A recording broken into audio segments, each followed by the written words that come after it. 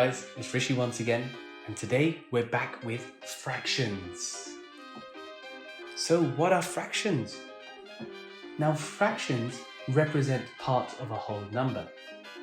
And whether you have fractions, decimals or percentages, they can all have the same value, and you may find it useful to know how to convert between them. But in this video, I'm going to be introducing what fractions are and going through the simple addition, subtraction, multiplication and division. So now, if we get 7 out of 10 in a test, you could write that as a fraction, 7 over 10. So 7 expressed as a fraction of 10 would be 7 over 10. And similarly, if we have 20 socks in a drawer and 4 of them are blue, then we could say that 4 over 20 of the socks are blue. So 4 expressed as a fraction of 20 is 4 over 20. And we can even put this into its simplest form by dividing the top and bottom numbers by 4. So if we divide the top and bottom by 4, we're left with 1 over 5. So this is a quick way as to how we can present fractions and then simplify them. Now fractions can be illustrated by dividing a shape into equal parts. Let's take a circle, for example. And we can shade a certain number of these parts to showcase the fraction. And so the bottom number is the number of equal parts that the diagram has been cut into. For instance, if I cut this into 2, the bottom number is going to be 2, because that showcases that we have 2 equal parts. And if I go ahead and shade one in, we can say that that is 1 over 2. And remember now, that's the top number, which is the number of equal parts that has been shaded. The name given to the number at the top of a fraction is called your numerator, and the bottom is called your denominator. And so now let's take another example. If a cake is cut, let's say, into 5 equal pieces, and you eat 3 of them, we can say that we have 3/5 of a cake. So 1/2 and 3/5 are examples of fractions, which are parts of a whole. So let's now go ahead and dive into these set of questions right away. So question 1, 1/10 plus 3 over 5. In this particular question, we can see that our denominators are not the same. So let's go ahead and make them the same. So I'm going to introduce a butterfly method. And within this butterfly method, we're going to cross multiply. So we're going to have 1 multiplied by 5, which gives us 5. 3 multiplied by 10, which gives us 30. And then 10 multiplied by 5, which gives us 50. And that is going to be our denominator. So all in all, we have 5 over 50 plus 30 over 50, which gives us 35 over 50. And now we can go ahead and simplify this. So we know that 5 is divisible, and now we can go ahead and simplify this. And the way we're going to do that is to find one number that goes into 35 and 50. We know that if we divide both sides by 5, we will be left with 7 over 10. And that is our answer in the simplified form, 7 over 10. Now that's one method that we could take. But let's now go over another method. As you can see, we were represented with 1 over 10 plus 3 over 5. And if we can find a common factor between the denominators, we can also work with that, where you can see that 5 goes into 10 2 times. So if we go ahead and times this fraction by 2, we will be left with 6 over 10. And so now if we go ahead and add 6 over 10 and 1 over 10, that would also give us 7 over 10. So again, the point I'm trying to make is have that attention to detail. This is where you need to know which step to take dependent upon the question given to you. So I hope that was useful. Let's now dive into question 2a, where we're now faced with a subtraction question. So in this particular question, let's go ahead and dive into our butterfly method, where we will have 2 times 4, which gives me 8, 1 times 3, which gives me 3, and then we multiply our denominator together, which is 12, and then we can subtract. And that there would give us 5 over 12, and we have our answer. So I hope that was clear. Let's now dive into part B.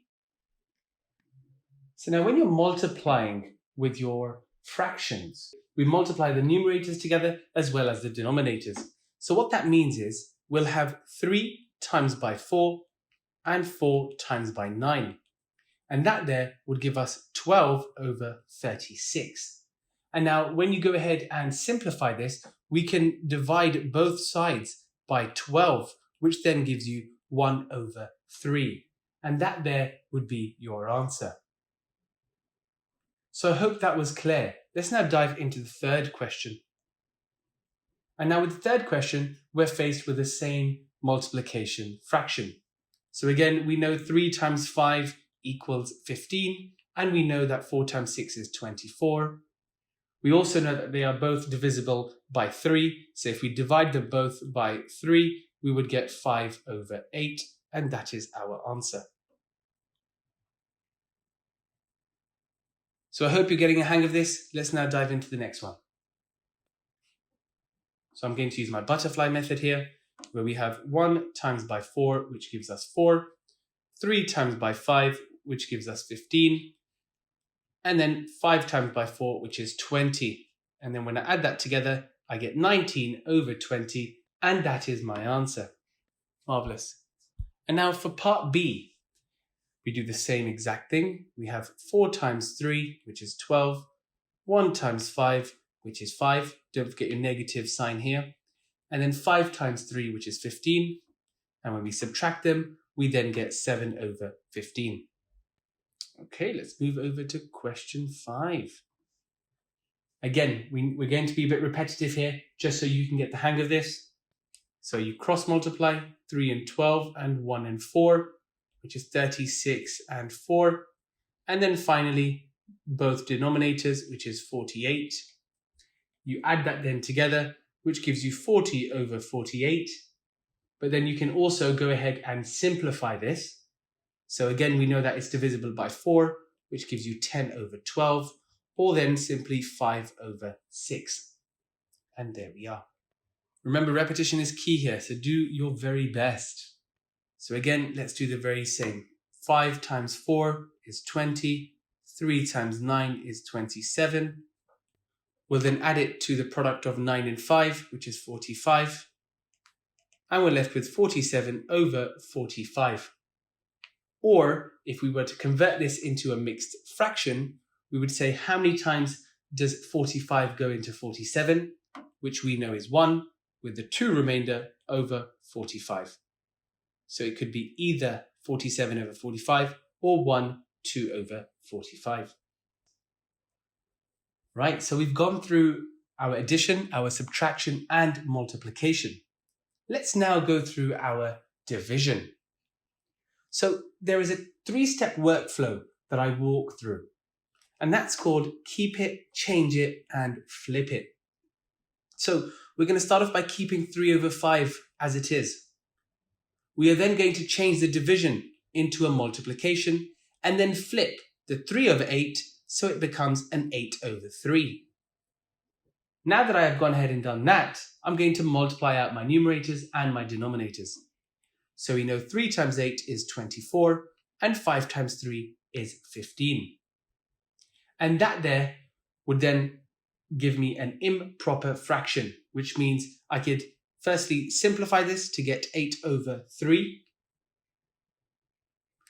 to get 8 over 5 by dividing both sides by 3, and then I could go ahead and convert this to an improper fraction, which would be 1/3 over 5. So 8 over 5 or 1/3 over 5. So remember that. Keep it, change it, flip it. KCF.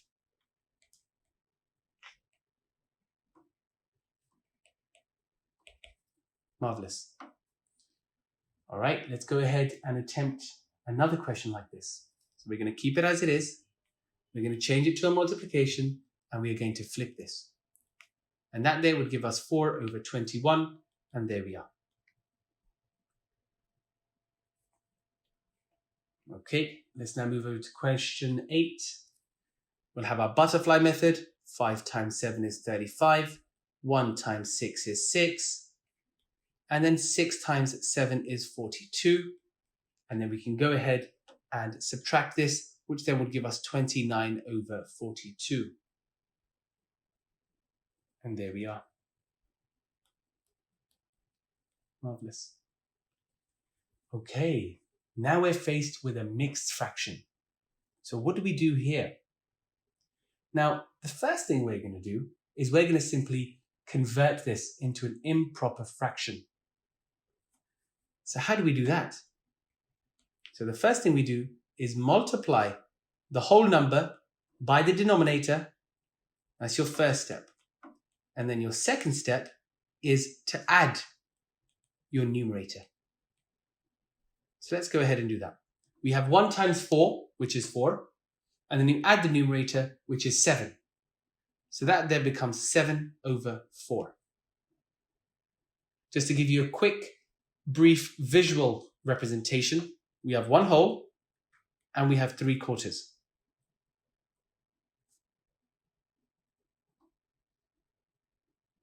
So that now is represented as 7 over 4.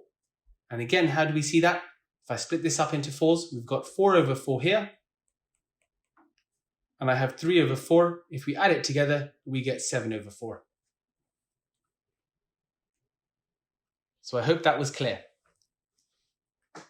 So now we've gone ahead and we've got 7 over 4 for the first fraction. Let's do the same for the second fraction. So we had 1 over 2. And that would be 1 times 2, which is 2, plus 1, which is 3 over 2. Let's go ahead and show you that as well. That's 1 whole. And we have a half. So now that's 4 over 4 plus 2 over 4, which is 6 over 4. But that is not the same as 3 over 2. But wait, we can simplify it. We divide both sides by 2 and we get 3 over 2. So they are exactly the same. So back to our question here then. We now need to multiply these. So we have 7 over 4 times 3 over 2, which then gives us 21 over 8, or it could be a 2 and a 5 over 8.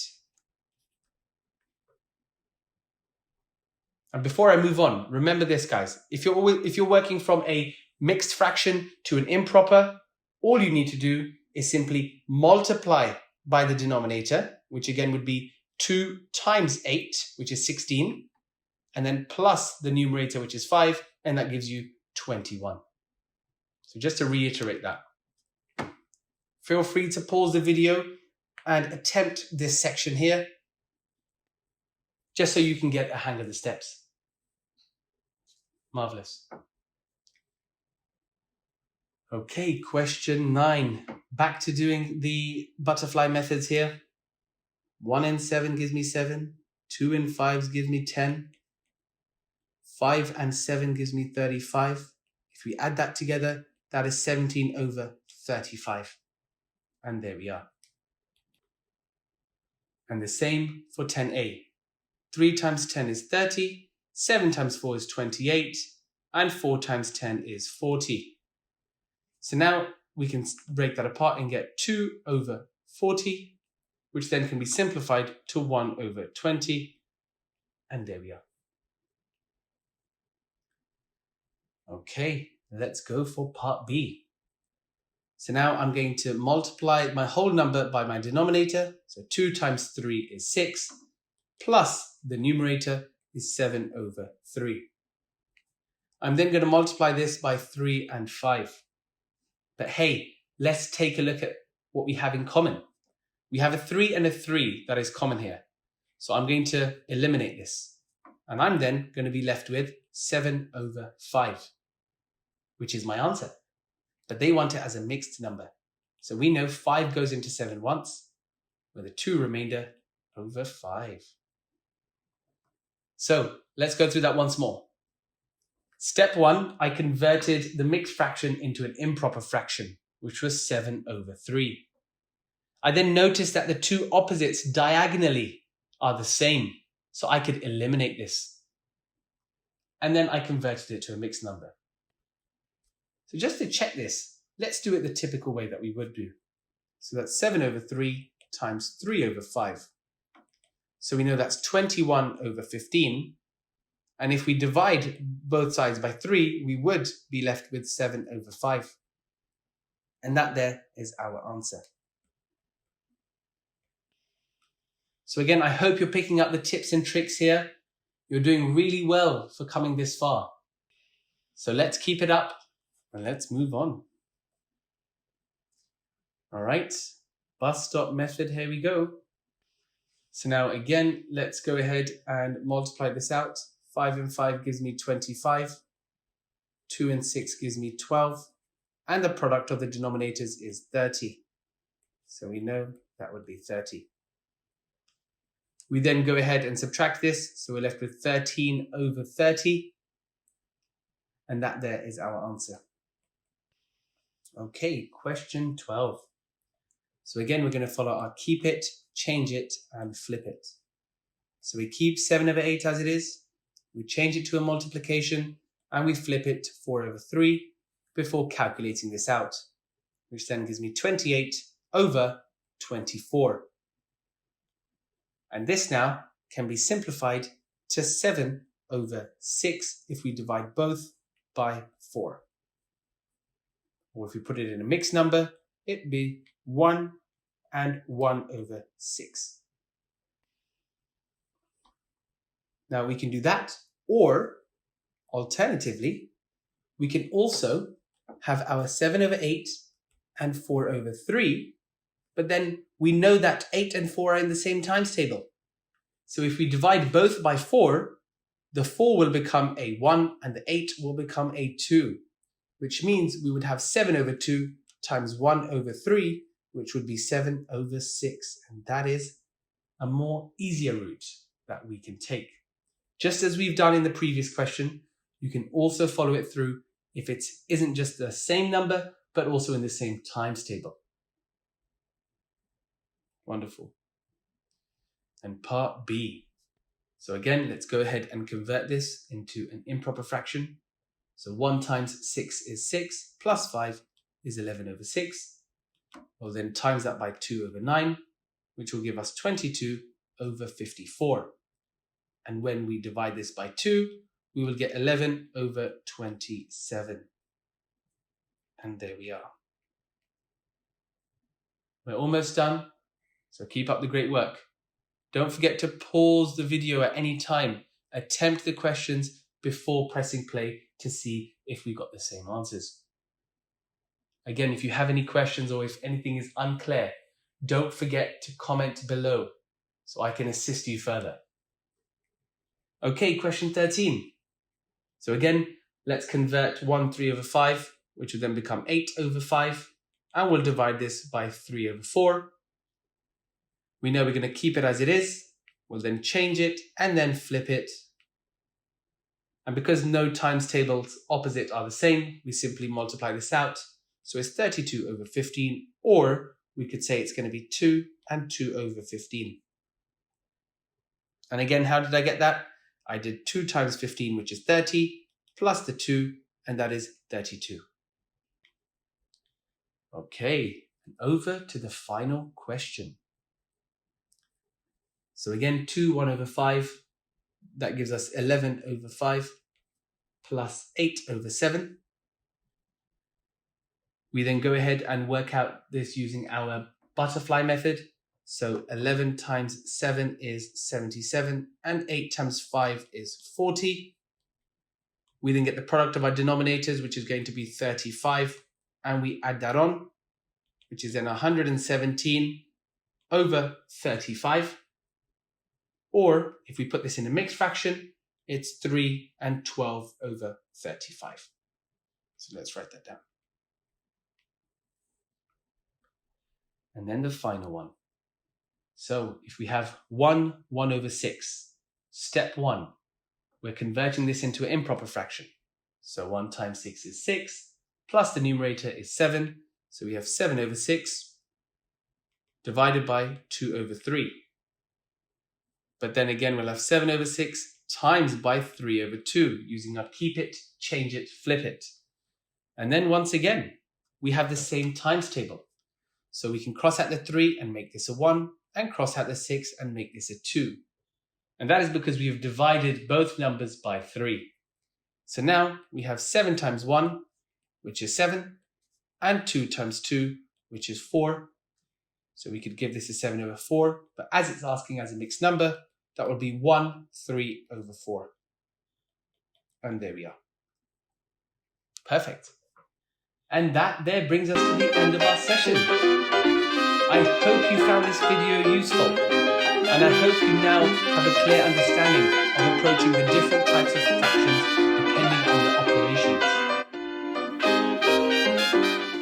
Make sure you watch the video again. This will only make your understanding more clear, and you'll become more confident working with different numbers and fractions. So keep up the great work. Don't forget to subscribe to our channel for more useful content, and I'll see you in the next one. Thank you.